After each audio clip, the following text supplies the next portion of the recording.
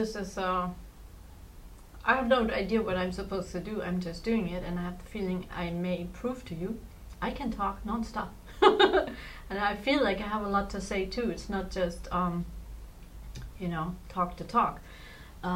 This is serious because as you can imagine, having that relationship with or this connection, you know, how this higher power that everybody seems to fight about communicates with us.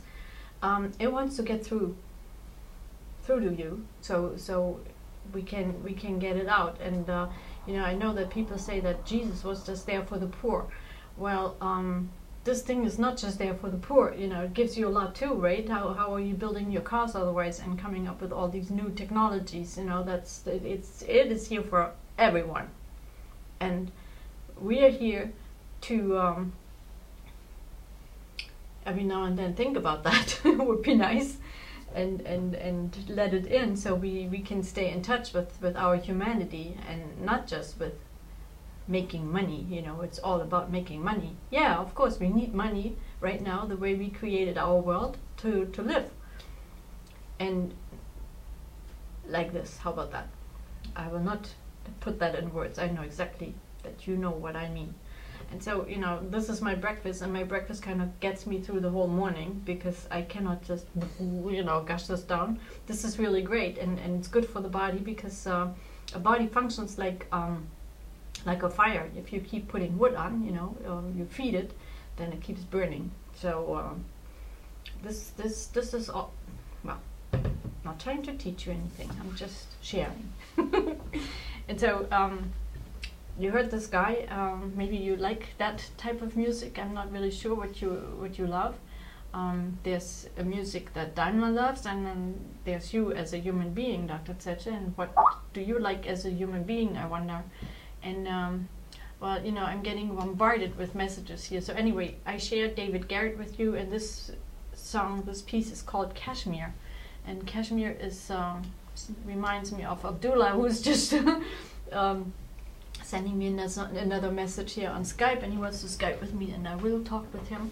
Abdullah is from an Arabic country somewhere. I don't know exactly. I'm sorry, I didn't, you know, check that out. I will. But he called me my beloved. I've never even spoken to him. We had like 3 emails, you know, not with no intention to become involved in any way. And for anybody to call me my beloved, to me, you know, of course I grew up here in Germany, and then in America, and in both places. That's really pushing it. And I mentioned this to him, and he came back to me and he said, well, it's an honor to say this. So I feel, you know, we do need to align our words and how our, you know, this is what you may call culture. It's just words, you know, that we apply differently and have different intentions and different meanings.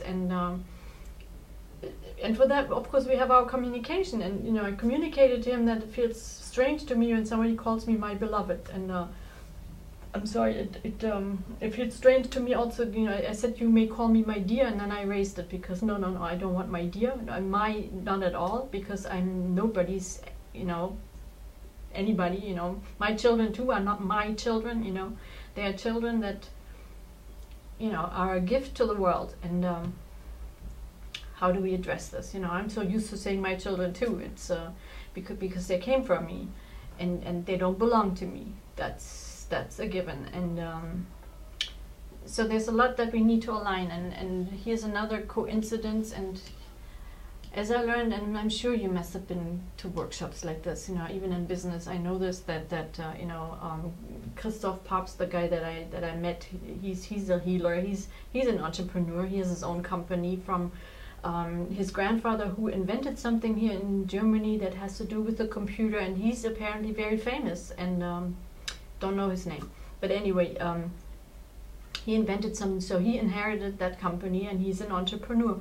And he too says that there are no coincidences in the universe. And I show you some coincidence here, because this Hank, his last name is Speakerman. Now, the second N was dropped. Sometime, he said, he doesn't know. He says it's his family history goes 400 years back and was German. He was born in Holland. He's Dutch. Now lives in Australia. Can you imagine all this? You know, isn't that great? It's a world thing, and more and more people are like that, have a colorful own history, personal history like that, and I find that wonderful. So many coincidences like you would not believe.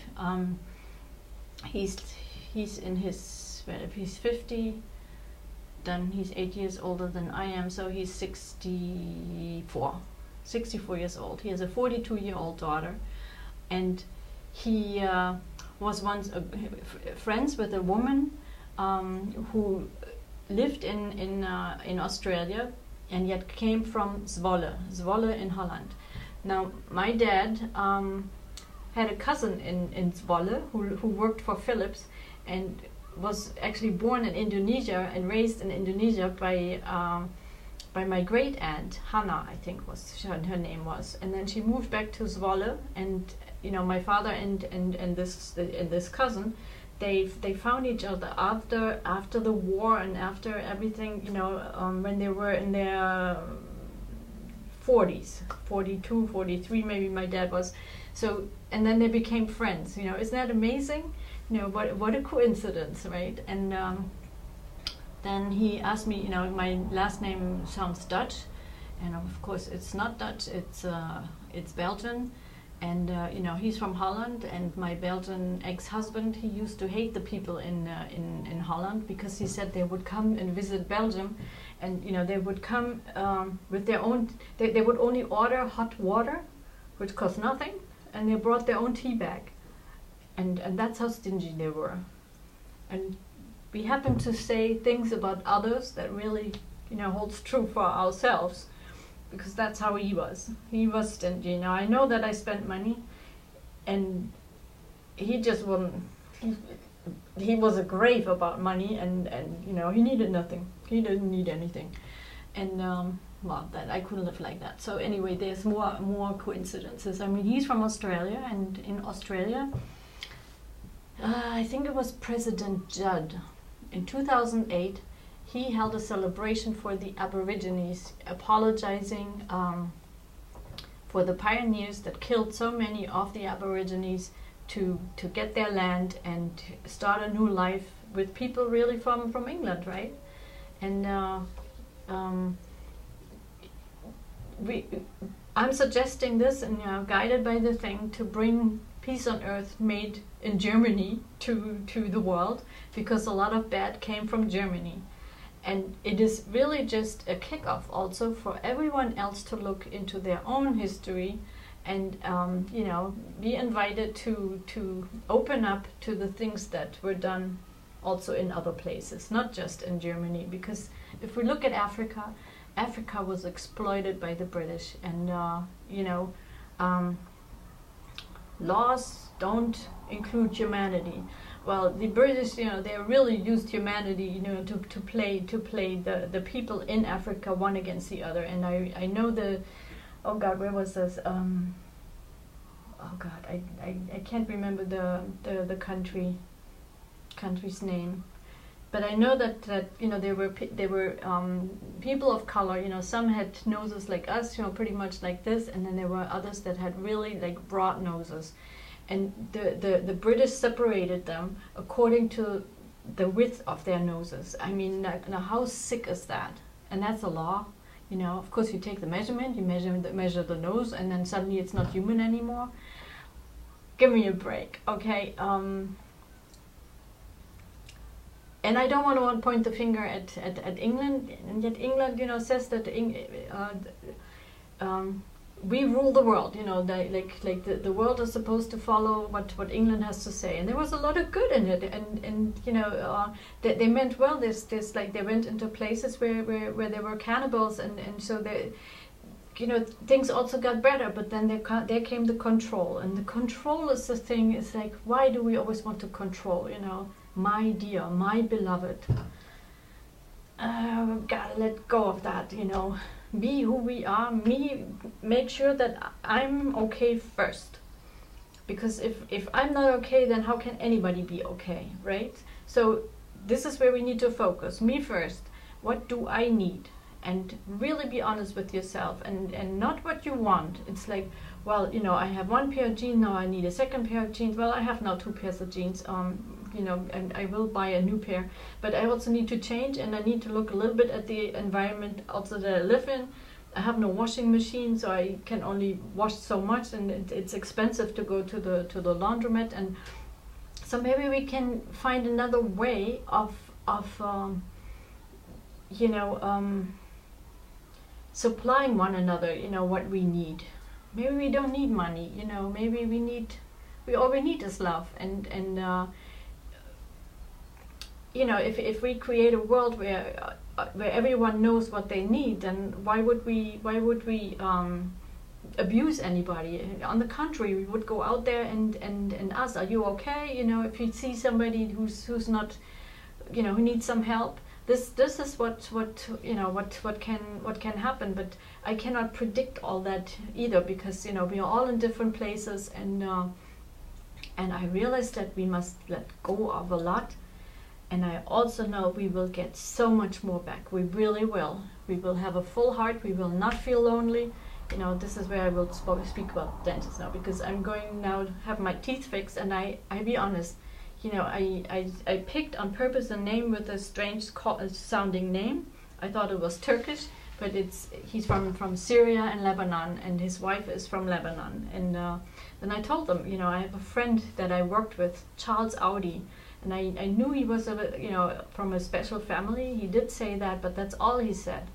And you know, he was such a modest guy. And they told me that, you know, Audi is like one of the most influential banks in Lebanon, and he's one of the family. He, or what, you know, well, is. And I worked with him in the World Trade Center, and he, you know, Hank also spoke about the World Trade Center, you know, that a friend worked there of his, but she didn't die there. He thought she did because he lost touch. And you know, I worked for a company, Middle Eastern Transport Agency, in the World Trade Center at the time, who was headquartered in Jeddah. And you know, there's a history with Daimler and Saudi Arabia, right?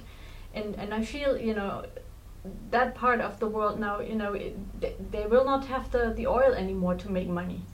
And I feel they're being pulled in now to be part of the whole world, not to be so isolated and just you know, hang on to their wealth. And you know, it's like there's a lot that needs to be done. And you know, Dr. Nahas is his name. You know, he so agreed that, based on the religious books, we're never gonna find a way. Never. We gotta toss them and create what we have now. You know, and I'm here to I will not be the connection to the thing for everybody then to follow. On the contrary, I'm just the connection for everybody to get it themselves.